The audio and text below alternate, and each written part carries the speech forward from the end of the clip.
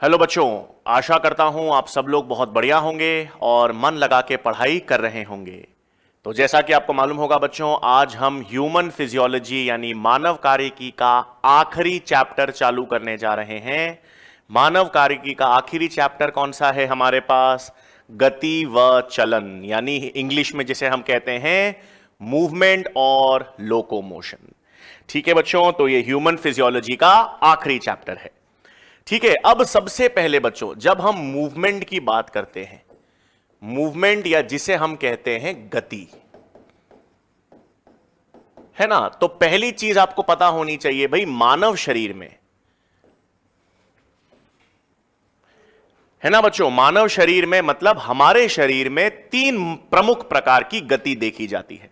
ठीक है, तो मानव शरीर में आपको मुख्य रूप से कितनी प्रकार की गति देखने को मिलेगी? तीन प्रकार की गति देखने को मिलेगी। कौन कौन सी मिलेगी भाई? हां, एक अमीबॉइड गति,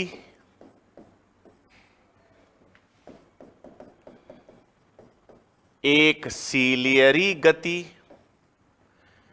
और सबसे प्रमुख पेशीय गति, हां, जिसको हम कहते हैं मस्क्यूलर मूवमेंट,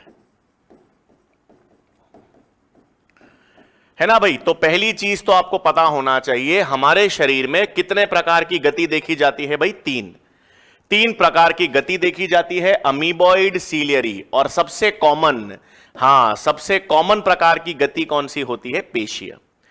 अब देखिए बच्चों, इसमें सबसे पहले तो उदाहरण आते हैं सीधे कि कौन सी गति कहां पर कैसी गति देखी जाएगी, उदाहरण पे प्रश्न। तो पहला है अमीबॉइड गति। हां, अमीबा दर्शाता है, जो अमीबा जैसी गति दर्शाता है उसे कहते हैं अमीबॉइड। आपने देखा होगा बच्चों, हम अमीबा की बात करें, जंतु जगत में हम पढ़ेंगे भी, तो अमीबा जो होता है बच्चों, हां, मान लेते हैं मेरे पास ये एक अमीबा है, ठीक है, उसका आकार सामान्य है, असामान्य आकार होता है, मान लेते हैं ये अमीबा है, और इस अमीबा के पास एक भोजन है। ठीक है, अमीबा जो है, अमीबा के आसपास क्या है? भोजन है। तो हमें पता है ये अमीबा क्या करेगा, इस अमीबा का जो कोशिका द्रव्य है, वो कोशिका द्रव्य उसके कोशिका द्रव्य के विस्तार जो हैं, वो खाने को दोनों तरफ से या चारों तरफ से घेर लेंगे, है ना। तो ये क्या हुआ भाई? यही तो कोशिका द्रव्य का विस्तार है, और ये कोशिका द्रव्य के विस्तार को ही हम कूटपाद या स्यूडोपोडिया कहते हैं, है ना भाई। ये अमीबा है, अमीबा में गति कैसे देखी जाएगी? अमीबा के पास कोई भी अगर ठोस या भोजन पदार्थ आता है तो वो अपने कोशिका द्रव्य को विस्तारित करता है, कोशिका द्रव्य को टांगों के रूप में विस्तारित करता है और भोजन को पकड़ लेता है। सेम हमारे रुधिर कोशिकाओं में जो WBCs है ना, ये WBCs भी इसी तरह अपने कोशिका द्रव्य को विस्तारित करते हैं और किसी भी बाह्य पदार्थ को क्या कर लेते हैं? अंतःग्रहण कर लेते हैं। कार्य हमने देखे ही हैं WBCs के, लेकिन हमारे जो WBCs हैं वो कोशिका द्रव्य के विस्तार द्वारा यानी कूटपाद के द्वारा क्या दर्शाएंगे? अमीबॉइड गति। तो ये याद रखना है भाई, अमीबॉइड गति जो है वो किस कारण है भाई? हां, कोशिका द्रव्य के विस्तार के कारण। कोशिका द्रव्य का विस्तार है जिसे आप कूटपाद या स्यूडोपोडिया भी कह सकते हैं। और ये कूटपाद या स्यूडोपोडिया कुछ नहीं है, कोशिका द्रव्य के ही क्या है भाई? कोशिका द्रव्य के ही विस्तार है। और अमीबॉइड गति कौन दिखाएगा भाई हमारे पास? WBCs। उदाहरण पे ही सवाल आएगा, ध्यान रखना। तो हमारे जो WBCs हैं, रुधिर कोशिकाएं WBCs, वो किस प्रकार की गति दर्शाएंगी? अमीबॉइड गति। फिर दूसरे प्रकार की गति क्या आती है बच्चों? सीलियरी गति। हां, सीलियरी गति का मतलब है सीलिया के द्वारा जो गति होगी। अब सीलिया, जहां जहां पे हमारे शरीर में सीलिया होगा वहां वहां पर ये गति होगी ना, जहां जहां पर सीलिया होगा वहां वहां पर गति होगी। तो उदाहरण, हां, जनन तंत्र पढ़ा था, जनन तंत्र में अंडोत्सर्ग होता था, अंडोत्सर्ग के द्वारा अंड कोशिका फैलोपियन नलिका में आती थी। तो फैलोपियन नलिका में अंड कोशिका की जो गति है वो सीलिया के माध्यम से होगी। तो पहला उदाहरण इसका क्या हो गया, फैलोपियन नलिका में अंड कोशिका की गति। तो फैलोपियन नलिका में अंड कोशिका की गति किसका उदाहरण है, सीलिया। फिर हमारा श्वसन मार्ग, हां श्वसन मार्ग में गति। श्वसन मार्ग में भी क्या होगा, हमारे श्लेष्मा और सीलिया की स्तर होता है। तो हमारे पूरे श्वसन मार्ग में सीलिया होता है और पदार्थ उस सीलिया के सहारे अंदर बाहर आ सकते हैं। तो श्वसन मार्ग में गति होगी सीलिया के द्वारा। और मस्तिष्क के निलय में, आपको याद होगा बच्चों, मैंने आपको बताया था मस्तिष्क में 4 निलय थे और उनको स्तरित करने वाली एपिंडाइमल कोशिकाएं थी और एपिंडाइमल कोशिकाओं में सीलिया था, बताया था। तो जहां जहां पर सीलिया हमारे शरीर में होगा वहां पर कोई द्रव्य की गति या कोई ठोस पदार्थ की गति होगी, तो उसे क्या कहेंगे, सीलियरी गति। तो सिंपल उदाहरण भाई, कौन कौन से उदाहरण सीलिया के हैं, फैलोपियन नलिका में अंड कोशिका की गति होगी, श्वसन मार्ग में जो गति होगी, मस्तिष्क के निलय में जो गति होगी, इन सब में सीलिया काम करेगा, सीलियरी गति। इसका मतलब बच्चों ये जो अमीबॉइड गति है और ये सीलियरी गति है, तो ये बहुत गिनी चुनी गति है ना। हमारे शरीर में बहुत गिने चुने ये सीलियरी और अमीबॉइड गति हैं। सबसे प्रमुख प्रकार की गति, हां ये हाथ हिला रहा हूं, ये मैं गर्दन हिला रहा हूं, ये गति किस कारण है, पेशियों के कारण। आहार नाल में क्रमानुकुंचन था जो ईसोफेगस या ग्रसिका से चालू होता था, तो उसमें क्रमानुकुंचन की प्रक्रिया, पेशीय गति। मूत्राशय में संकुचन, पेशीय गति। तो ज्यादातर गति जो हमारे शरीर में हो रही है वो पेशियों के कारण है। कौन सी गति हो गई, पेशीय गति। तो अधिकांश गति जो है वो कौन सी होगी, पेशीय गति। और इस चैप्टर में हम किसकी बात ही करेंगे, पेशियों की, हड्डियों की, इसी की तो बात करेंगे। तो सिंपल, तो पहले भाई अमीबॉइड गति कौन दर्शाता है, WBC याद रखना है। सीलिया के द्वारा गति, फैलोपियन नलिका में अंड कोशिकाएं की गति, श्वसन मार्ग में, मस्तिष्क के निलय में, और पेशीय गति को हम विस्तार में पढ़ेंगे। एक और याद रख सकते हो बच्चों, हां शुक्राणु की गति में फ्लैजिला काम करता है ना। हमने पढ़ा था शुक्राणु की गति में फ्लैजिला भी काम करता है। अब देखो बच्चों, पेशीय गति तो हम पढ़ेंगे विस्तार में। अब पेशियों में गति, अब देखो 2 शब्द हैं हमारे पास, है ना। 2 शब्द क्या है भाई, गति एवं चलन। और गति एवं चलन का मतलब है अंग्रेजी में जिसे हम इसे कहते हैं मूवमेंट एंड लोकोमोशन। तो गति और चलन में क्या फर्क है, यहां पर देखो भाई, मैं ये अपने मुट्ठी को खोल रहा हूं, बंद कर रहा हूं, हाथों को ऊपर कर रहा हूं, नीचे कर रहा हूं, सर को हिला रहा हूं, ये सब मूवमेंट या गति है। ये सब एक प्रकार के पेशीय गति है ना। मुट्ठी खोल रहा हूं, बंद कर रहा हूं, पैर को ऊपर नीचे कर रहा हूं, हाथ को अंदर बाहर, ऊपर नीचे, मुंह हिला रहा हूं, ये सब पेशीय गति है या मूवमेंट है। लेकिन जब मैं ये से चल रहा हूं, हां मैं एक क्षेत्र से दूसरे क्षेत्र में जा रहा हूं, तो ये क्या है, चलन है ना। जब मैं एक हिस्से से दूसरे हिस्से पर, एक क्षेत्र से दूसरे क्षेत्र पर जा रहा हूं, डिस्प्लेसमेंट जिसे आप कहते हो फिजिक्स में। हां, जब मैं एक स्थान से दूसरे स्थान पर जाऊं तो उसे क्या कहेंगे, चलन। तो अब देखो बच्चों, जब मैं एक स्थान से दूसरे स्थान पर जा रहा हूं, चल रहा हूं, तो उसमें भी पेशीय गति हो रही है ना। जब मैं यहां पर हूं भाई, इस हिस्से से इस हिस्से पर आया, इस क्षेत्र से इस क्षेत्र पर आया, तो मैं चल भी रहा हूं, चलन भी हो रहा है, और मेरे पैरों की पेशियां जो हैं वो गति भी कर रही है। तो जब मैं एक हिस्से से दूसरे हिस्से पर, एक क्षेत्र से दूसरे क्षेत्र पर जाता हूं, अपना डिस्प्लेसमेंट दर्शाता हूं, तो लोकोमोशन और गति दोनों देखी जा रही है। लेकिन यदि मैं एक ही स्थान पर केवल यह हाथ को ऊपर नीचे कर रहा हूं, पैर को ऊपर नीचे कर रहा हूं, तो मैं केवल मूवमेंट, गति तो कर रहा हूं, लेकिन स्थल में कोई परिवर्तन नहीं आ रहा, डिस्प्लेसमेंट में कोई परिवर्तन नहीं हो रहा।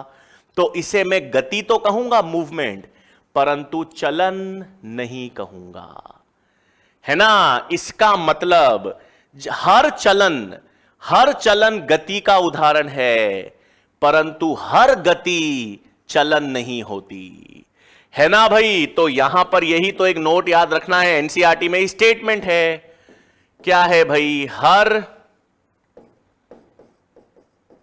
हर लोकोमोशन मूवमेंट का उदाहरण है ना। हर लोकोमोशन मूवमेंट का उदाहरण है, या जिसे हम कहते हैं हर लोकोमोशन में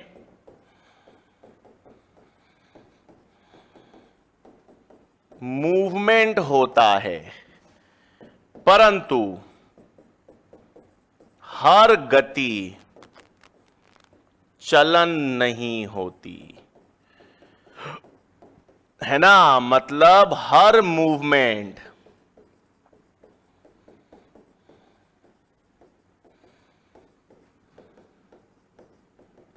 लोकोमोशन नहीं होता। मैं सिर्फ हाथ को ऊपर नीचे कर रहा हूं तो यह मूवमेंट है, गति है, लेकिन चलन नहीं है। और जब मैं पैरों की पेशियों से आगे की ओर चल रहा हूं, साइड की ओर चल रहा हूं, तो इसमें गति भी है और चलन भी है। तो हर चलन तो गति का उदाहरण है, हर चलन में गति होगी, लेकिन हर गति चलन नहीं होगी। हर मूवमेंट जो है वो लोकोमोशन नहीं है। क्रमानुकुंचन मूवमेंट है या गति है, लेकिन चलन नहीं है। सर को ये ऊपर नीचे कर रहा हूं, गति है लेकिन चलन नहीं है। ठीक है ना भाई। तो आई होप ये तो आसान चीज है जो ध्यान रखनी है। अब सबसे इंपॉर्टेंट चीज भाई, अब मानव में पेशीय गति पढ़ने से पहले हम सबसे पहले तो किसकी बात करेंगे भाई, मसल्स की, है ना। सबसे पहले तो अपन किसकी बात करेंगे, पेशियों की। अब पेशीय जो उत्तक हैं, हां मसल्स जो हैं, ये हमारे पास सभी पेशियां, मैंने आपको बताया था, मीसोडर्म से व्युत्पन्न होती हैं। तो पेशीय उत्तक जो होते हैं बच्चों, ये पेशीय उत्तक मीसोडर्म से व्युत्पन्न होंगे। अपवाद मैंने बताया था नेत्रों में, नेत्रों में जो आइरिस की मसल्स थी, आइरिस की पेशियां, वो एक्टोडर्म से व्युत्पन्न होती थी। लेकिन उसके अतिरिक्त हमारे शरीर में जितनी भी पेशियां हम पढ़ेंगे सब मीसोडर्म से व्युत्पन्न होगी। तो आपको पहली चीज क्या याद रखनी है, जो पेशीय उत्तक हैं, पेशीय उत्तक किस जनन स्तर से व्युत्पन्न होते हैं भाई, मीसोडर्म से व्युत्पन्न होते हैं। ठीक है। तो पेशीय उत्तक किससे व्युत्पन्न होंगे भाई, मीसोडर्म से। अपवाद आइरिस की पेशियां। और शरीर के भार का कितना होंगे, शरीर के भार का 40 से 50% भाग। ठीक है ना। शरीर के भार का 40 से 50% किससे बना होता है, पेशीय से निर्मित है ना भाई। तो मसल्स के बारे में दो चीजें भाई, सारे जो पेशीय यानी उत्तक, पेशीय उत्तक ही है, तो मसल उत्तक या पेशीय उत्तक किससे व्युत्पन्न होते हैं, मीसोडर्म से। और शरीर के भार का कितना प्रतिशत होंगी पेशियां, 40 से 50% होती हैं। अब ये जो पेशियां हैं बच्चों, हां आपको पता होना चाहिए हमारे शरीर में 3 प्रमुख प्रकार की पेशियां होती हैं। हमारे शरीर में कितने प्रकार की पेशियां हैं भाई, 3 प्रमुख प्रकार की पेशियां होती हैं। कंकाल पेशियां, हृदय की कार्डियक पेशियां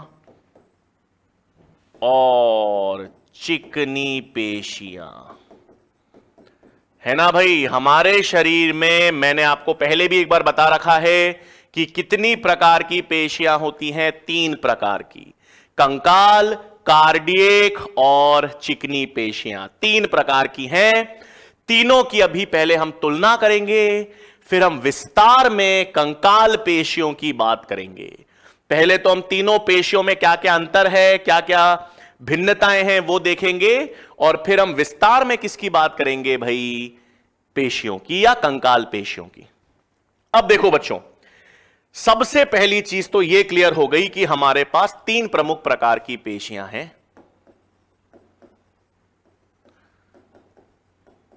कंकाल पेशियां, जिसे हम अंग्रेजी में स्केलेटल मसल्स भी कहते हैं,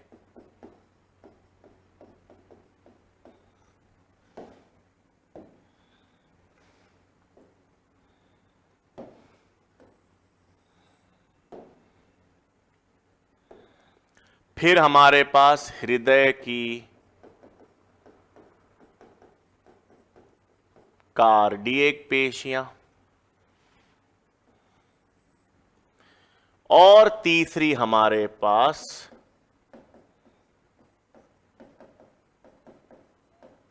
चिकनी पेशियां, जिसे हम स्मूथ मसल्स या विसरल मसल्स भी कहते हैं अंग्रेजी में।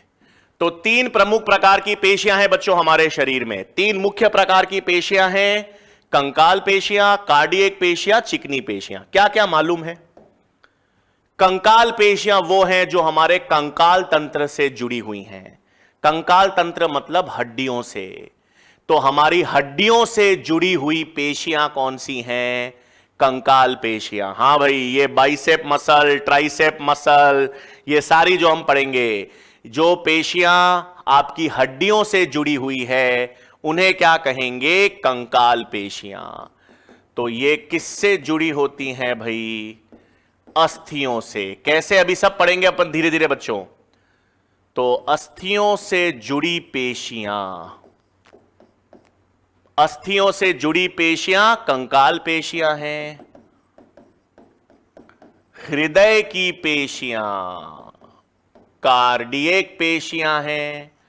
और आंतरिक अंगों की, हां याद है ना, मस्क्यूलरिस की परत आहार नाल में थी, मूत्राशय, हां, तो आंत में, मूत्राशय में जो आंतरिक अंगों की पेशियां हैं, गर्भाशय, इनकी आंतरिक पेशियां क्या हैं? चिकनी पेशियां। तो आंतरिक अंगों की, आंतरिक अंगों की पेशियां, कुछ उदाहरण क्या हो गए भाई? आंत की पेशियां, मूत्राशय, गर्भाशय इत्यादि। इन सब की पेशियां किसका उदाहरण हो गई भाई? चिकनी पेशियों के। तो अस्थियों से जुड़ी हुई पेशियां, हड्डियों से जो पेशियां जुड़ी हुई हैं, हड्डियों से जो पेशियां जुड़ी हुई हैं वो कंकाल, हृदय की हैं कार्डियक, और आंतरिक अंग जैसे आंत हमने आहार नाल पढ़ा था, मूत्राशय, गर्भाशय, इन सब में पेशियां जो हैं वो कैसी हैं? चिकनी पेशियां हैं। अब देखो भाई, नेक्स्ट इंपॉर्टेंट, सबसे इंपॉर्टेंट, अब लक्षणों की बात ही हो रही है। कंकाल पेशियां जो होती है ना बच्चों, वो रेखित होती हैं। हां, रेखित, जिसे हम अंग्रेजी में कहते हैं स्ट्राइएटेड, रेखित होगी बच्चों, अशाखित होगी और सिलेंड्रिकल आकार की होगी। ठीक है, एक सिंपल सी बात है, सिगरेट देखी है ना सबने? हां, सिगरेट सिलेंड्रिकल, बस। तो कंकाल पेशियां रेखित हैं। सर ये रेखित कैसे होती हैं? रेखित का क्या मतलब है? सब आएगा। ठीक है, रेखित का मतलब क्या है ये हम सब पढ़ेंगे, अभी के लिए सिर्फ तुलना कर रहे हैं भाई। तो जो पेशियां रेखित हैं, जिनमें शाखाएं नहीं होंगी, अशाखित हैं और बेलनाकार या सिलेंड्रिकल हैं, उन्हें कहेंगे कंकाल पेशियां। कार्डियक पेशियां जो है ना बच्चों, वो भी रेखित होती हैं। हां, कार्डियक पेशियां भी रेखित होंगी, मैं फिर बता रहा हूं, अभी बताऊंगा रेखित का मतलब क्या है, हम पढ़ेंगे। दोनों कंकाल पेशियां हो, कार्डियक पेशियां हो, दोनों रेखित हैं, दोनों सिलेंड्रिकल हैं, दोनों का शेप भी सेम है, दोनों में रेखित है, लेकिन कार्डियक पेशियां शाखित होती हैं। कार्डियक पेशियां शाखित हैं और कंकाल पेशियां अशाखित हैं। मतलब ब्रांचिंग किस में है? कार्डियक पेशियों में। किसमें शाखाएं या ब्रांच नहीं है? कंकाल पेशियों में। एक और चीज अभी बच्चों डायग्राम से भी बताऊंगा सब चीजें। इंटरकैलेटेड डिस्क्स उपस्थित हैं। इंटरकैलेटेड डिस्क्स उपस्थित होती हैं कार्डियक पेशियों में।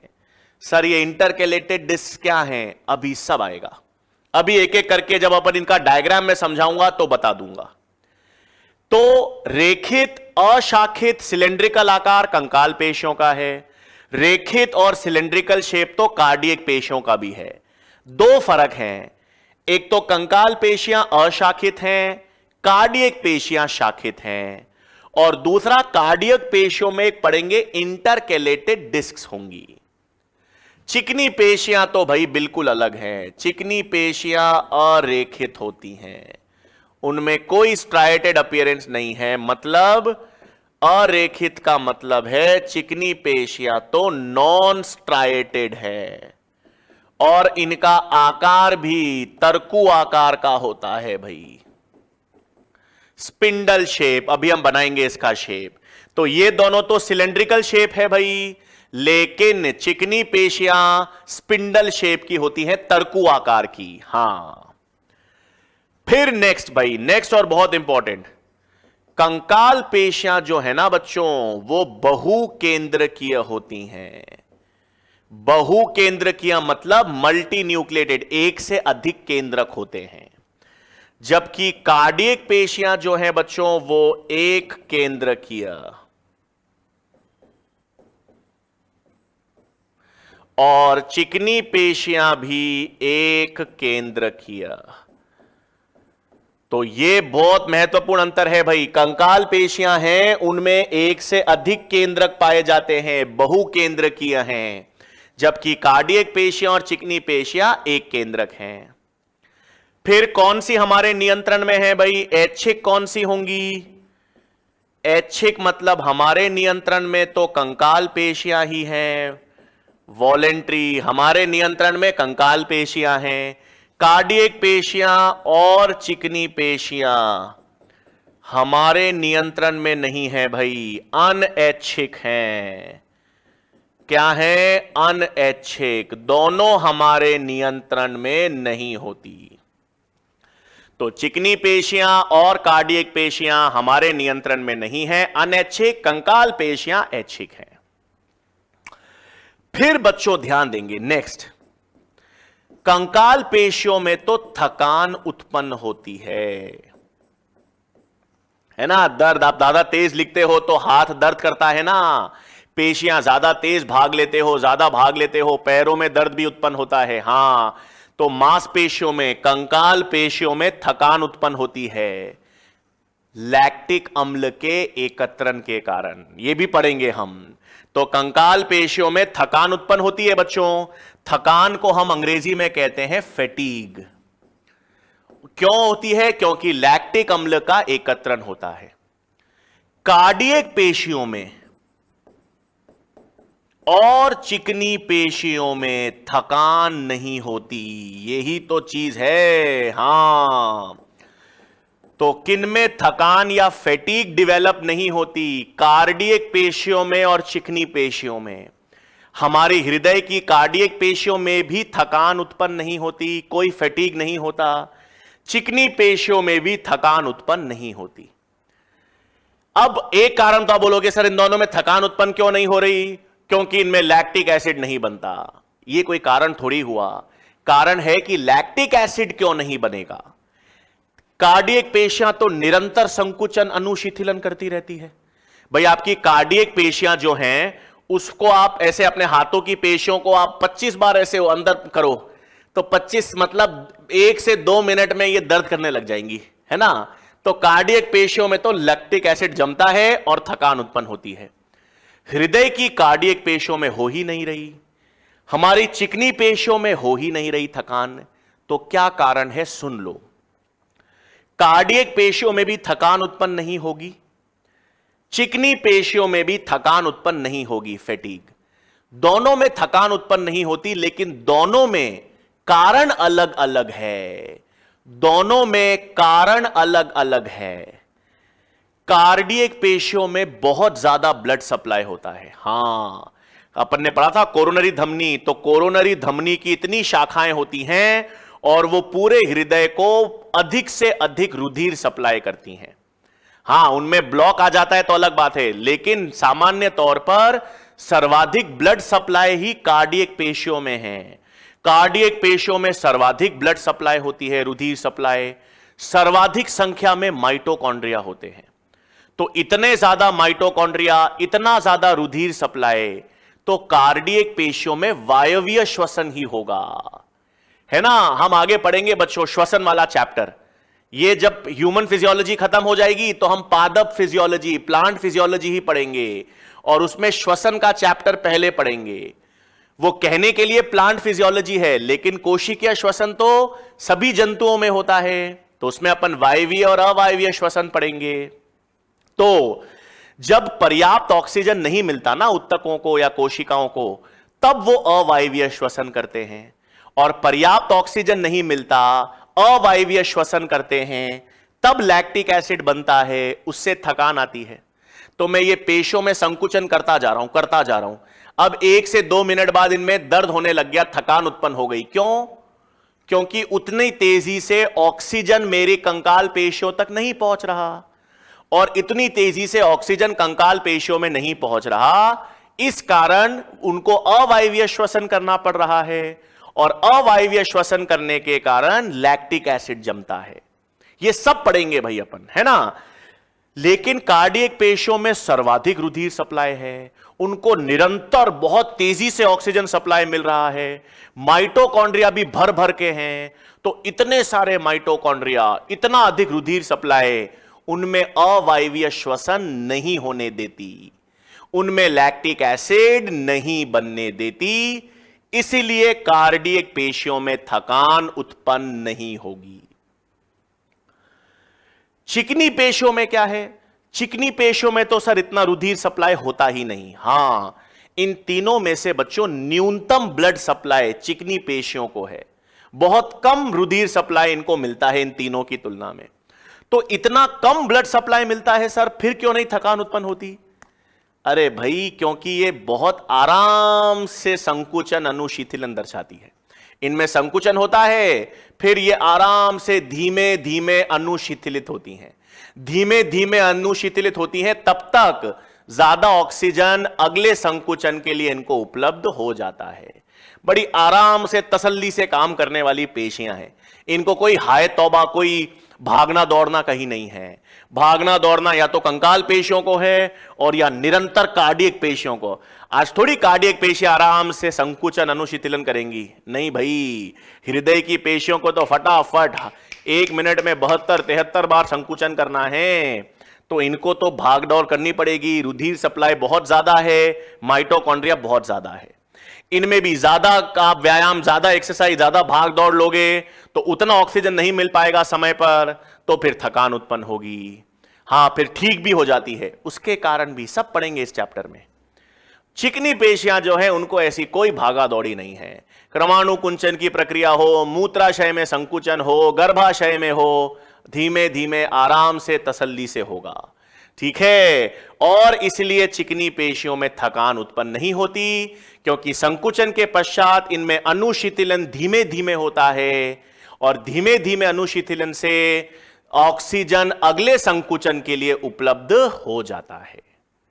तो मैं लिख देता हूं भाई ये पॉइंट्स, आई होप क्लियर हैं। तो मैंने सबसे पहले किसकी बात कर ली यहां पर बच्चों? कार्डियक पेशियों की।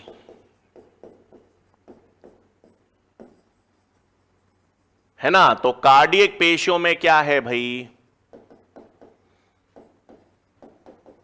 अधिक ब्लड सप्लाई। दूसरा, माइटोकॉन्ड्रिया की अधिक संख्या, और इनके कारण, इन दोनों लक्षणों के कारण इनमें थकान नहीं होती या फटीग नहीं देखी जाती। क्या कारण हो गया भाई, ब्लड सप्लाई बेहद अच्छी है, ब्लड सप्लाई बहुत ज्यादा है, ब्लड सप्लाई के साथ साथ माइटोकॉन्ड्रिया की अधिक संख्या है, तो इनमें केवल वायवीय श्वसन होगा, अवायवीय श्वसन होगा ही नहीं, और थकान उत्पन्न नहीं होगी। और जो चिकनी पेशियां हैं बच्चों,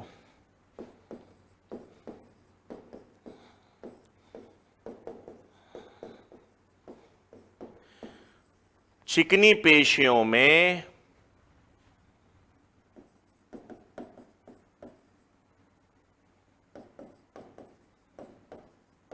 अनुशिथिलन यानी रिलैक्सेशन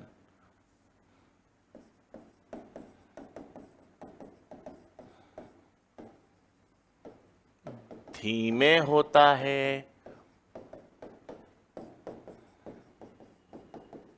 रिकवरी पीरियड जिसे अपन कहते हैं अधिक होता है, और इस कारण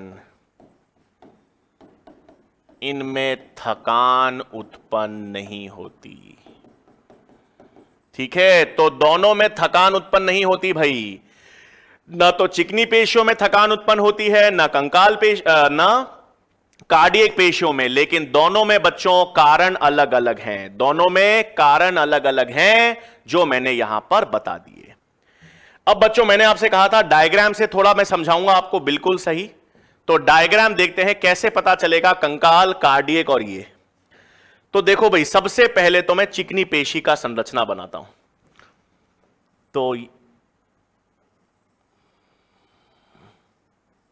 ये एनसीईआरटी में भी दे रखा है बच्चों डायग्राम, इसलिए बना रहा हूं। हां, तो ये हमारे पास बच्चों डायग्राम में तो मैं थोड़ा सुधर गया हूं, आपको लग रहा होगा। शुरुआत में अपने डायग्राम बहुत ज्यादा खराब बनते थे, बट अब ठीक है, काम चलाऊ हो रहा है ना भाई। तो ये देखो भाई, तरकू आकार के या स्पिंडल शेप की क्या है ये, चिकनी पेशियां। चिकनी पेशियां जो होती हैं वो स्पिंडल आकार की होती हैं, इस तरह की। स्पिंडल तरकू आकार का मतलब दोनों सिरे चपटे हैं और बीच में से फूली हुई है ना। सिरे क्या है, चपटे हैं और बीच में से फूली हुई है। ये स्पिंडल शेप की क्या है, चिकनी पेशियां। ठीक है, कार्डियक पेशियां और कंकाल पेशियां दोनों बेलनाकार होती हैं, बिल्कुल सही। एनसी ये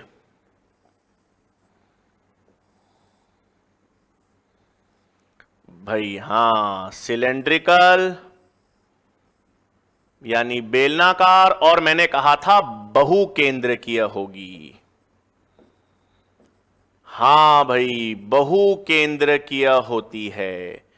कंकाल पेशियों में कई सारे केंद्रक, एक से अधिक केंद्रक हैं, बहुकेंद्रकीय है और रेखित होगी भाई। हां, वो मैं बताएंगे रेखाएं कैसे क्यों होंगी भाई इनमें।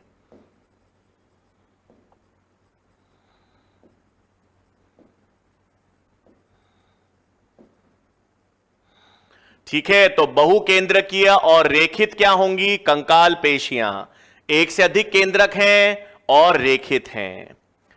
कार्डियक पेशियां जो है ना बच्चों, कार्डियक पेशियां भी होंगी तो सिलेंड्रिकल ही,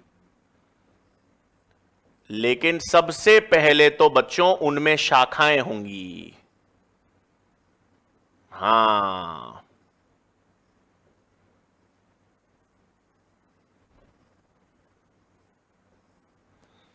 है ना भाई, ये भी कार्डियक पेशियां हैं, लेकिन कार्डियक पेशियां क्या होंगी, शाखाएं।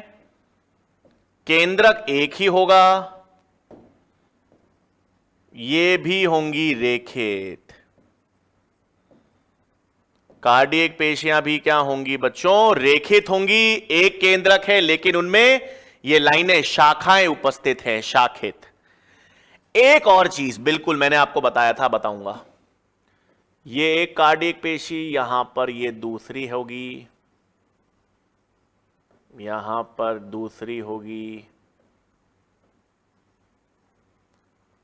है ना बच्चों? तो यहां पर देखो ये क्या है, ये पेशियों को, मतलब एक सेल को, एक पेशी को दूसरी पेशी से जोड़ने में, हां, ये जो संरचनाएं हैं ना, जो एक पेशी को दूसरी पेशी से जोड़ रही हैं, इन्हें हम क्या कहेंगे?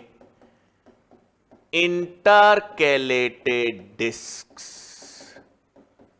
ठीक है, क्या है भाई? देखो, एक कार्डियक सेल, एक कार्डियक पेशी जो है, एक कार्डियक सेल, मसल सेल दूसरे मसल सेल से जुड़ा रहेगा, एक सेल दूसरे सेल से जुड़ा रहेगा, और जब ये एक सेल दूसरे सेल से जुड़ा रहेगा तो किसके द्वारा जुड़ा रहता है? इंटरकैलेटेड डिस्क के द्वारा।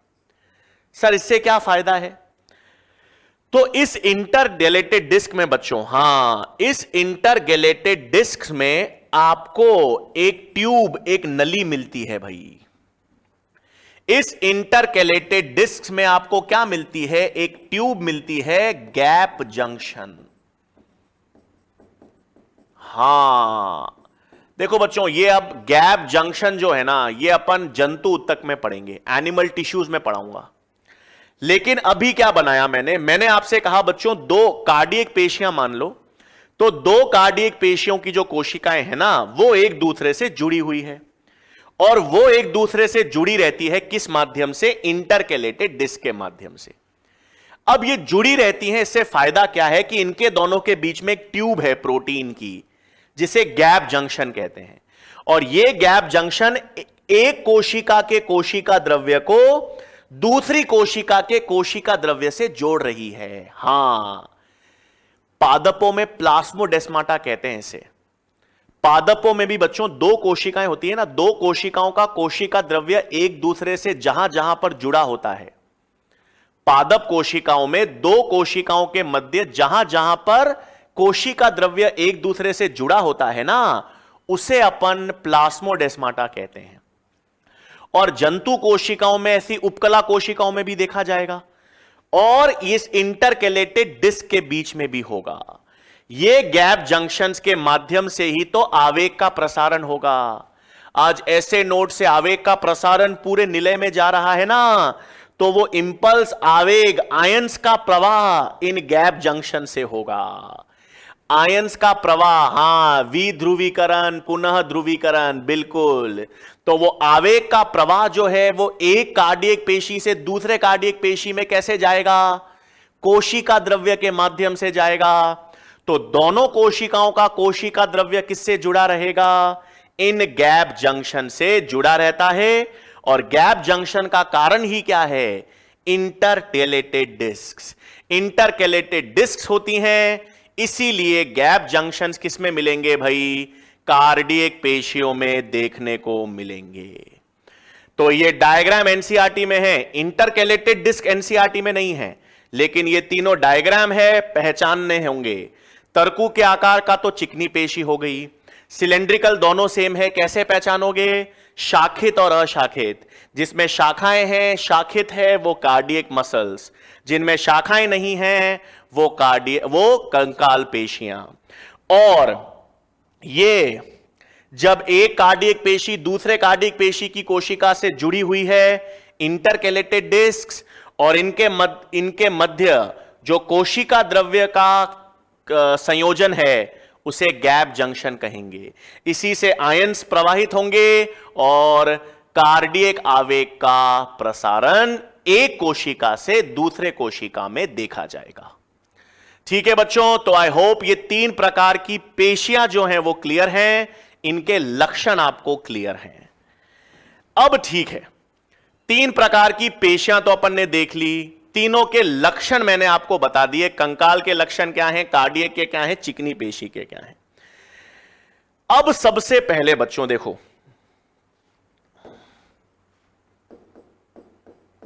मसल की विशेष प्रॉपर्टी, कोई भी मसल सेल है ना बच्चों, या पेशी जो है, तो पेशी के विशिष्ट लक्षण में आपको 4 लक्षण पता होने चाहिए। ठीक है, कोई भी हम पेशी या मसल की बात करें ना, तो उसमें 4 मुख्य या प्रमुख लक्षण हैं जो किसी मसल में देखने को मिलते हैं, किसी भी मसल में। सबसे पहली एबिलिटी होती है एक्साइटेबिलिटी। एक्साइटेबिलिटी जिसे अपन कहते हैं उत्तेजन। हां, कोई भी उद्दीपन आएगा, कोई भी स्टिम्युलस आएगा, तो उद्दीपन के प्रभाव में उत्तेजित होने की क्षमता मसल सेल के पास है ना। दूसरी, कॉन्ट्रैक्टिबिलिटी, यानी संकुचन की क्षमता। फिर कॉन्ट्रैक्टिबिलिटी के बाद एक्सटेंसिबिलिटी, यानी विस्तारित होने की क्षमता, विस्तारित या खिंचाव जिसे हम कहते हैं। और इलास्टिसिटी, इसको आप हिंदी में कहते हो प्रत्यास्था शायद। तो देखो बच्चों, 4 विशेष लक्षण पेशियों के हैं जो याद रखने हैं आपको।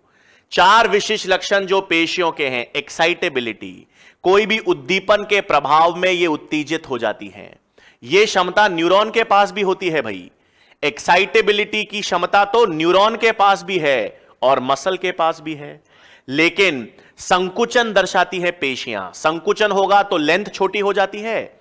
ये मैंने एल्बो ऐसे मूव की, ये मैंने किया तो मेरे बाइसेप पेशियों में संकुचन हुआ ना, तो संकुचन से लेंथ छोटी होती है पेशियों की। फिर जब मैं पीछे ले गया, हां, तो ट्राइसेप पेशियों ने विस्तार किया, पेशियां खिंचती भी हैं। एक्सटेंसिबिलिटी, संकुचन होगा, खिंचाव उत्पन्न होगा, एक्सटेंसिबिलिटी। और जब आप पेशियों को खींचते हो तो खींचने पर पेशियां अपने वापस सामान्य आकार में भी तो आ जाती हैं। अरे रबर बैंड भाई, रबर बैंड को जब आप खींचते हो तो वो उसी अवस्था में रहता है या वापस अपनी सामान्य अवस्था में आता है? वापस अपनी सामान्य अवस्था में आ जाता है। इलास्टिसिटी, पेशियों में भी जब खिंचाव उत्पन्न होगा तो उसे कहेंगे एक्सटेंसिबिलिटी, और खींचने के बाद वो अपने वापस सामान्य अवस्था में आ जाएगी, उसे क्या कहेंगे? इलास्टिसिटी। तो ये 4 प्रमुख लक्षण आपको किस में मिलेंगे? पेशियों में मिलेंगे। वापस उद्दीपन के प्रभाव में, किसी भी उद्दीपन के प्रभाव में वो उत्तेजित हो सकती है, एक्साइटेबिलिटी। संकुचन देखा जाएगा, कॉन्ट्रैक्टिबिलिटी। खिंचाव देखा जाएगा, एक्सटेंसिबिलिटी। और खींचने के बाद वो अपने वापस सामान्य अवस्था में लौट आएगी, इलास्टिसिटी। है ना भाई? तो ये 4 किसके लक्षण याद रखने हैं? मसल के। अब देखो बच्चों, पेशियों की या कंकाल पेशियों की संरचना तो मैं बताऊंगा, उससे पहले एक सामान्य उदाहरण लेते हैं अपन। कैसे लेते हैं? आ जाओ, मैं एक हाथ का उदाहरण बना देता हूं। हां भाई, ये अबे तेरी,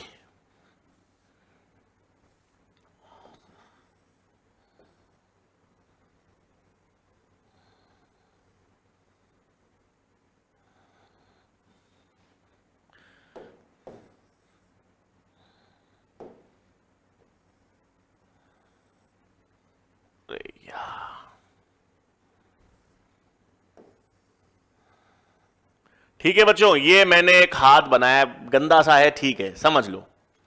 अब यहां पर मैंने ये 2 हड्डियां बना दी। हां, ये एक हड्डी बना दी भाई। ये हड्डी है ना इस हाथ में, अपर आर्म में, हां, ह्यूमरस। ये हड्डी क्या कहलाती है? ह्यूमरस। फिर नीचे की तरफ 2 और होती हैं बच्चों।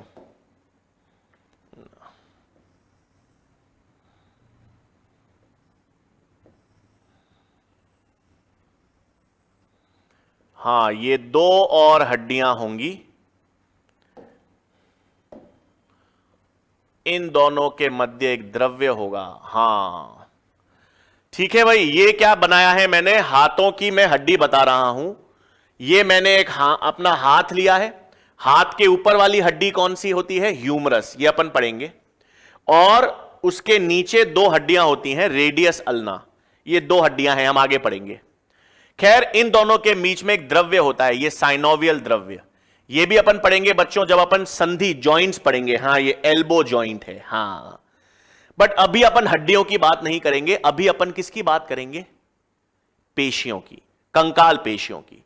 तो यहां पर अब मैं एक बाइसेप पेशी बनाता हूं, ये रही, हां भाई, ये हमारे पास, ये मैंने क्या बना दी, एक बाइसेप पेशी बनाई है भाई। ठीक है ना, ये क्या बनाई है मैंने, एक बाइसेप पेशी। कौन सी पेशी है ये, बाइसेप मसल। ये किसका उदाहरण है, कंकाल पेशियां। अब ये इसलिए बनाया है बच्चों, समझो, ये तो आपको सबको पता है। अब दो चीजें हैं, दो चीजें क्या हैं सुनेंगे। एक तो ये एक डोर है बच्चों, ये देखो, ये जो मैंने लाइन बनाई है, इसमें एक ये अस्थि दूसरी अस्थि से जुड़ी हुई है, एक हड्डी जो है वो दूसरी हड्डी से इसके रूप में जुड़ी हुई है ना, इसे अपन कहते हैं बच्चों लिगामेंट। हां, एक हड्डी दूसरी हड्डी से जुड़ी होती है, एक हड्डी दूसरी हड्डी से जुड़ी रहती है, मतलब बोन और बोन के बीच में, बोन और बोन आपस में किस उत्तक के जुड़ी होती है, इस लिगामेंट के द्वारा। तो बल्ब से याद रखना बच्चों, बल्ब से याद रख लोगे ना, बल्ब मतलब बोन और बोन के बीच में क्या मिलता है, लिगामेंट। बोन और बोन के बीच में क्या मिलता है, लिगामेंट। ठीक है, फिर दूसरा क्या बता रहा हूं, एक हड्डी दूसरे हड्डी, हड्डी और हड्डी के बीच में तो क्या मिलेगा, लिगामेंट। बल्ब से याद रखना। अब ये जो यहां पर ये, हां ये देखो, इसमें क्या हो रहा है भाई, पेशी जो है कंकाल पेशी, वो भी हड्डी से जुड़ी हुई है ना। कंकाल पेशी हड्डी से जुड़ी है, किसके द्वारा, टेंडन के द्वारा। टेंडन किसके बीच में है भाई, बोन और मसल के बीच का उत्तक है ना। बीटीबी या एमटीबी कैसे भी याद रख लो इसको। एमटीबी का मतलब है मसल यानी पेशी, और अस्थि बोन के बीच में क्या मिलेगा, टेंडन। तो बोन और मसल को, बोन और मसल के मध्य संयोजन को टेंडन कहेंगे, बोन और मसल के मध्य संयोजन को टेंडन कहेंगे, और बोन और बोन के मध्य संयोजन को लिगामेंट कहेंगे, है ना। ये बहुत कॉमन है, ये अपन संयोजी उत्तकों में पढ़ेंगे बच्चों। जब हम संयोजी उत्तक पढ़ेंगे ना तो उसमें ये वापस पढ़ेंगे, बट अभी के लिए समझ आ रही है। ये जब एल्बो है, मैंने ये हाथ का लिया, तो एक तो अस्थि बना दी मैंने। अब अस्थि और अस्थि के मध्य संयोजन है, हड्डी और हड्डी के मध्य संयोजन को मैंने क्या नाम दे दिया, लिगामेंट। और मैंने कंकाल पेशी बनाई, पेशी और अस्थि, पेशी और हड्डी के मध्य संयोजन को क्या नाम दे दिया, टेंडन। ठीक है, तो इतना तो आई होप क्लियर मैंने कर दिया। अब क्या है भाई, हमको तो कंकाल पेशी समझनी है। तीन प्रकार की पेशियों में विस्तार में अपन अब किसकी बात करेंगे भाई, कंकाल पेशी की। कार्डियक पेशियां तो हमने परिसंचरण तंत्र में पढ़ ली थी। अब कंकाल पेशी का विस्तार सुनजो। कंकाल पेशी को संरचना, कंकाल पेशी की संरचना समझाने के लिए मैंने इस बाइसेप पेशी, कंकाल पेशी का अनुप्रस्थीय सेक्शन काट देता हूं। ठीक है, मैंने क्या किया भाई, ये कंकाल पेशी को समझाने के लिए उसका एक ट्रांसफर सेक्शन काट देता हूं। ठीक है, एक अनुप्रस्थीय सेक्शन काट लेता हूं, और एक अनुप्रस्थीय सेक्शन ये रहा।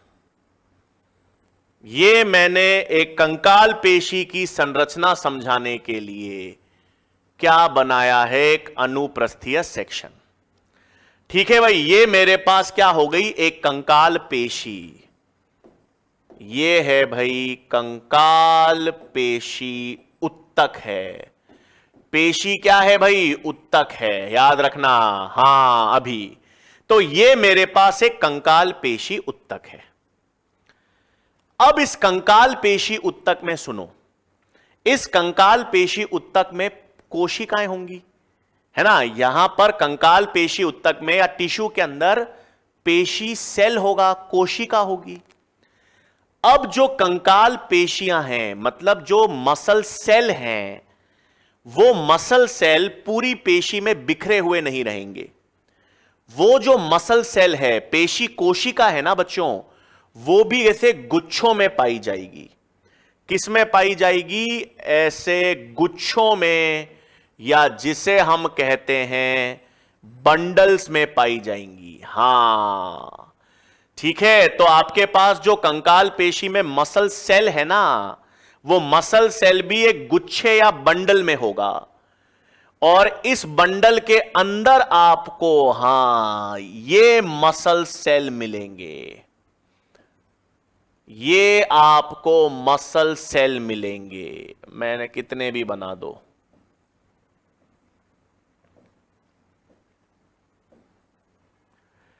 है ना भाई। देखो, मैंने ये अनुप्रस्थीय सेक्शन काटा है, एक पेशी का अनुप्रस्थीय सेक्शन काटा है। इस तरह से दिखेगा गोला। आप सिगरेट को या बेलन को बीच में से काटोगे तो ऐसा दिखेगा ना गोला सामने से। हां, ये एक अनुप्रस्थीय सेक्शन है। तो ये पेशीय उत्तक है। इन पेशियों में ये छोटे छोटे गोले जो हैं, ये आपके पास मसल सेल हैं। अब याद रखना, मसल सेल को हम मसल फाइबर भी कहते हैं या मायोफाइबर भी कहते हैं। अब मसल सेल और मसल फाइबर अलग चीज नहीं है भाई, एक ही चीज है। इसमें गलतियां कर देते हैं हम। काफी बार हमको यह नहीं पता होता, सर सेल क्या है, फाइबर क्या है। फाइबर का मतलब है लंबा स्ट्रक्चर, धागा, लंबा धागा।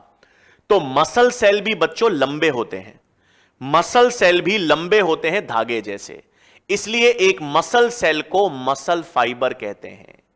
कहीं पर भी पूछा जाए ना मसल फाइबर क्या है, अरे भाई मसल सेल को ही मसल फाइबर कहते हैं।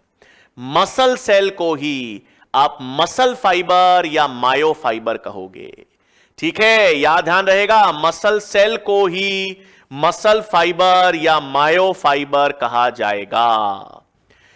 अब ये कई, ये 1 2 3 4 ये मसल सेल है इसमें गुच्छे में, ये दूसरा गुच्छा, तीसरा गुच्छा, और ये जो गुच्छा है ना बच्चों, इसे अपन मसल बंडल कहते हैं। गुच्छे को क्या कहेंगे? बंडल या फैसिकल। तो क्या है देखो भाई, मैंने आपको सबसे पहले एक पेशी उत्तक, मैंने बाइसेप मसल ली और मैंने एक बाइसेप मसल का अनुप्रस्थीय सेक्शन काट के दिखा रहा हूं। कोई भी कंकाल पेशी का एक अनुप्रस्थीय सेक्शन मैंने काट के बनाया है, ये काटा हुआ है अनुप्रस्थीय सेक्शन। तो ये पूरा एक कंकाल पेशी उत्तक है। उसके अंदर मैंने आपको बताया जो कोशिकाएं होंगी, मसल सेल या मसल फाइबर, वो बिखरी हुई नहीं रहेंगी, वो गुच्छों में रहेंगी। हां, और जिन गुच्छों के अंदर वो मसल सेल पाए जाते हैं उनको मैंने कह दिया मसल बंडल या मसल फैसिकल कह दिया। सही। अब 2-3 नई चीजें, इतना तो समझ आ गया आपको क्या चीज है। अब सुनो 2-3 चीजें।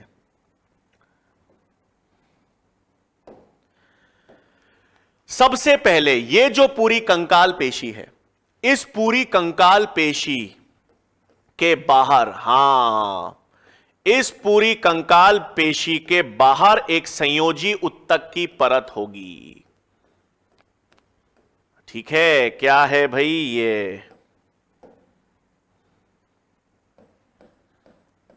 ये क्या बनाया, डायग्राम से क्लियर हो जाएगा बच्चों, ताकि प्रॉब्लम नहीं आएगी समझने में, है ना। क्या बनाया ये मैंने? ये एक संयोजी उत्तक है बच्चों, और यह संयोजी उत्तक किसको आवृत कर रहा है?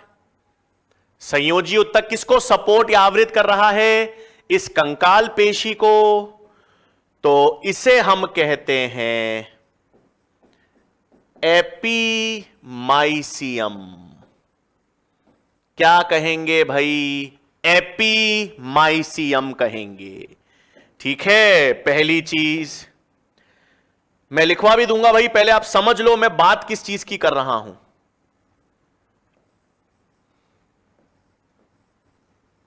है ना भाई, मैंने आपको कहा कोई भी पेशीय उत्तक है तो हमारी जो कंकाल पेशी उत्तक है उसको सपोर्ट करने में बाहर एक संयोजी उत्तक होती है जिसे अपन ने कह दिया एपीमाइसियम।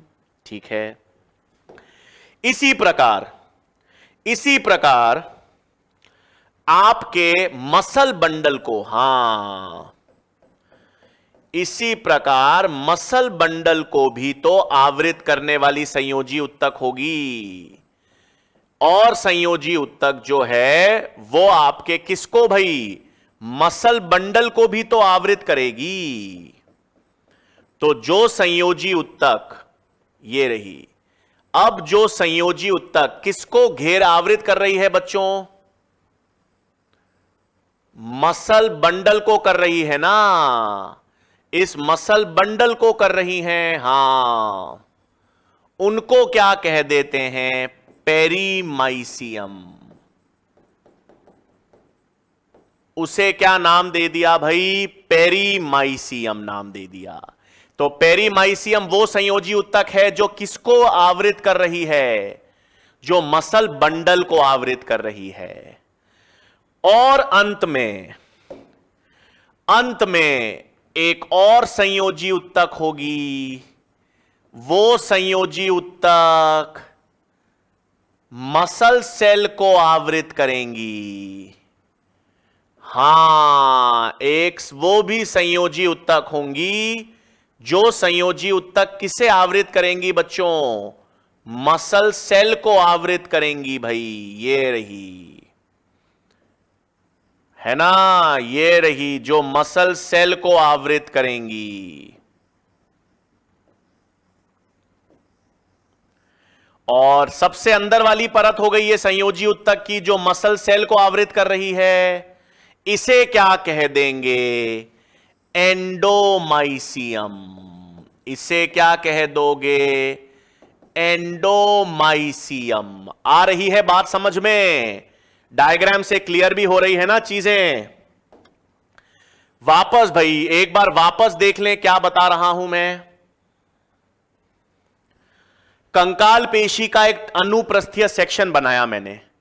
उस अनुप्रस्थीय सेक्शन में मैंने बताया कंकाल पेशी है, कंकाल पेशी के अंदर आपको पेशीय सेल मिलेंगे, मसल सेल, जिनको हम मसल फाइबर या मायोफाइबर कहते हैं। अब ये मसल फाइबर एक साथ समूह या गुच्छे में होंगे, और मसल फाइबर का जो गुच्छा है उसे अपन ने मसल बंडल या फैसिकल कह दिया। फिर मैंने आपको 3 संयोजी उत्तक बताए। एक वो संयोजी उत्तक जो मसल सेल कंकाल पेशी उत्तक को घेर रहा है, जो पूरे पेशी उत्तक को घेरने वाला संयोजी उत्तक है वो एपीमाइसिन है। फिर मैंने आपको बताया मसल बंडल या फैसिकल को घेरने वाला संयोजी उत्तक पेरीमाइसियम है। और जो सारे मसल सेल हैं, मसल फाइबर हैं, उनको आवृत करने वाली संयोजी उत्तक क्या बना दी, एंडोमाइसियम बना दी। अब एक चीज और रह गई, एक चीज और अंत में रह गई। ये सारे मसल बंडल जो हैं, एक एक मसल बंडल के बाहर तो मैंने आपको बताया पेरीमाइसियम है, लेकिन अब इन सभी मसल बाइंड, ये एक और संयोजी उत्तक क्या कहलाएगी। अब एक और संयोजी उत्तक है भाई, जो संयोजी उत्तक सारे मसल बंडल्स को जोड़ के रखती है ना। ये देखो भाई, ये क्या है,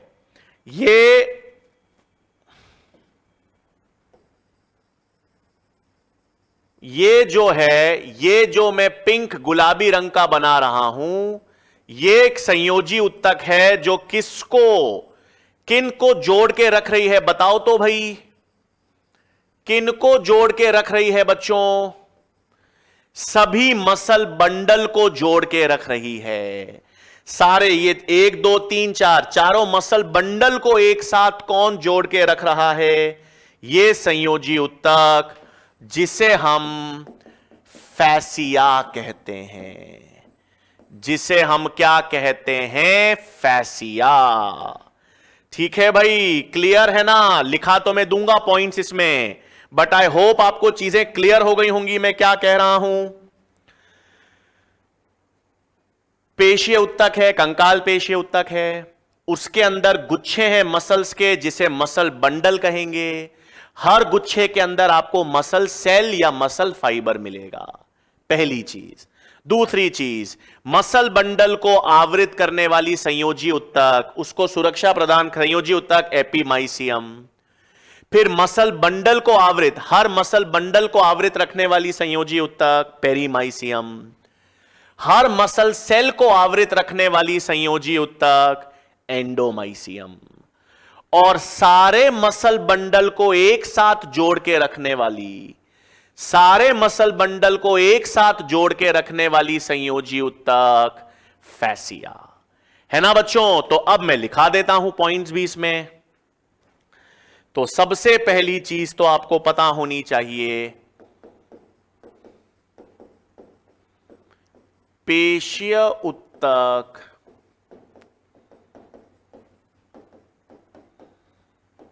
की संरचनात्मक इकाई, उत्तकों की संरचनात्मक इकाई तो क्या होगी भाई?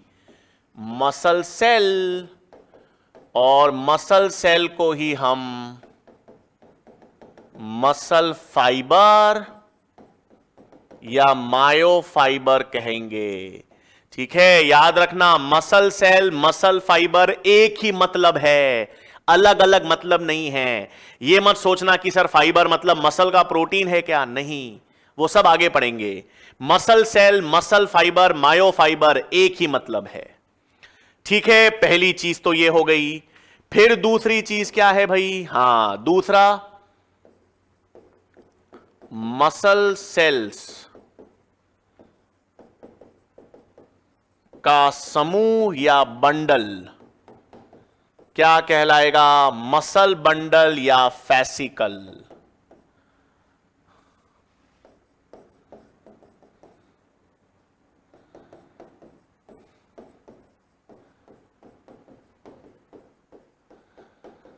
है ना भाई? मसल सेल्स का समूह या बंडल को क्या कहेंगे? Muscle fascicle. फिर क्या पता होना चाहिए? हां,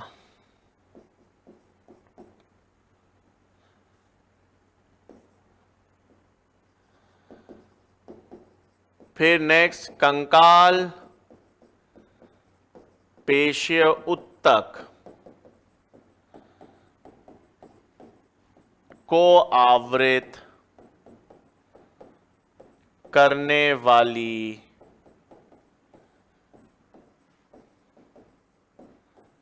संयोजी उत्तक क्या कहलाएगी भाई? पूरी कंकाल पेशीय उत्तक है, पेशीय उत्तक को आवृत करने वाली संयोजी उत्तक एपीमाइसियम,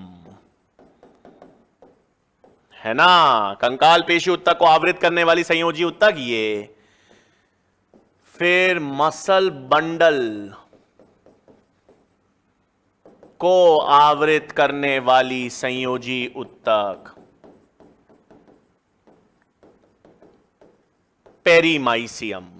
मसल बंडल को आवृत करने वाली पेरीमाइसियम। और फाइनली मसल सेल को आवृत करने वाली संयोजी उत्तक एंडोमाइसियम, है ना भाई? तो मसल सेल को आवृत करने वाली संयोजी उत्तक एंडोमाइसियम, और अंत में सभी मसल बंडल्स को जोड़ के रखने वाली मसल बंडल्स यानी फैसिकल को जोड़कर रखने वाली संयोजी उत्तक, उसे क्या कहेंगे भाई? फैसिया, है ना। तो सभी मसल बंडल को जोड़कर रखने वाली संयोजी ऊतक को हम किस नाम से जानते हैं? उसे हम क्या कहेंगे बच्चों? फैसिया कहेंगे। ठीक है, तो अपन ने बच्चों आज बेसिकली क्या देखा है? एक कंकाल पेशी है, एक कंकाल पेशी का अनुप्रस्थीय सेक्शन अपन ने काटा और अपन ने देखा भाई एक कंकाल पेशी का अनुप्रस्थीय सेक्शन कुछ इस तरह से दिखेगा। अब अपन ने फिर देखा ये पेशी उत्तक है, पेशी उत्तक के अंदर गुच्छे या बंडल्स हैं जिसे अपन ने फैसिकल कहा, और फैसिकल के अंदर आपको एक एक मसल सेल या मसल फाइबर मिलेगा जो सिलेंड्रिकल आकार का होगा, इसलिए उसे फाइबर भी कहेंगे, लंबा रेशे। ठीक है, अब बच्चों नेक्स्ट लेक्चर में, हां ये तो अपन ने देख लिया, अब नेक्स्ट लेक्चर में हम मसल सेल की संरचना पढ़ेंगे, है ना बच्चों। नेक्स्ट लेक्चर में अपन ये मसल सेल देखेंगे कि ये रेखित का मतलब क्या है सर। हमने कहा ना मसल सेल रेखित होती है, स्ट्राइएटेड, तो ये रेखित का मतलब क्या है? मसल सेल की संरचना देखेंगे बच्चों, और फिर हम पेशीय संकुचन की क्रियाविधि देखेंगे। ठीक है, ये आसान है चैप्टर, इसमें बहुत बेहद आसान चीजें हैं, और पेशियों के बाद फिर हम अस्थियों या कंकाल तंत्र की बात करेंगे। ठीक है बच्चों, तो नेक्स्ट लेक्चर में याद रखिएगा हम लोग मसल सेल से शुरुआत करेंगे, मसल सेल की पहले संरचना समझेंगे और फिर हम पेशीय संकुचन की क्रियाविधि पढ़ेंगे। ठीक है बच्चों, आई होप चीजें क्लियर हुई होंगी, समझ आया होगा। इसी तरह से मन लगा के पढ़ते रहिए। नेक्स्ट लेक्चर में मुलाकात होगी बच्चों, धन्यवाद।